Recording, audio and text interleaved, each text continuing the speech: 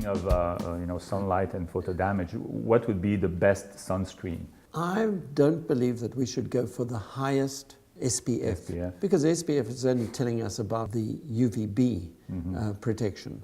And we know that in fact we will protect ourselves well from UVB even if we don't have a UVB sunscreen, because it'll be uncomfortable. People don't like to be under the sun for too long when they're getting UVB irradiation. I promote more the protection from UVA, and I believe that our orientation of our sunscreen should be much more onto UVA.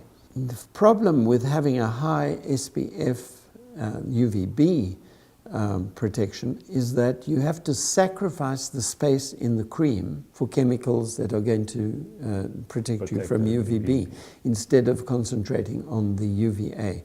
I think that an SPF of about 15 to 20, which is the level recommended by most of the research workers investigating sun damage, I believe that 15 to 20 is about the maximum that you basically need.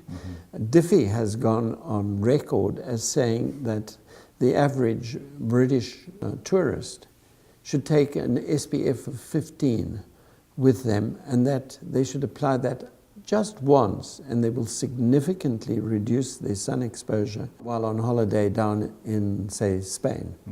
He also promotes that you really need to reapply. That rule is the same for somebody who's using an SPF of 40 or 60. To reapply regularly and to have the right amount also. We tend to use less than what's recommended. You see, what worries me about the organic sunscreens is that most of them become free radicals.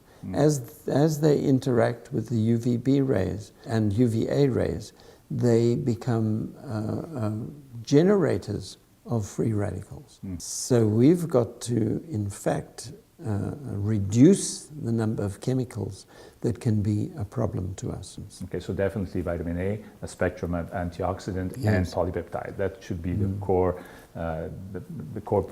products that should be in a good skincare regimen. Yes, and I think in every sunscreen, if you're protecting yourself from UVA, you have to recognize that we have no effective UVA sunscreens.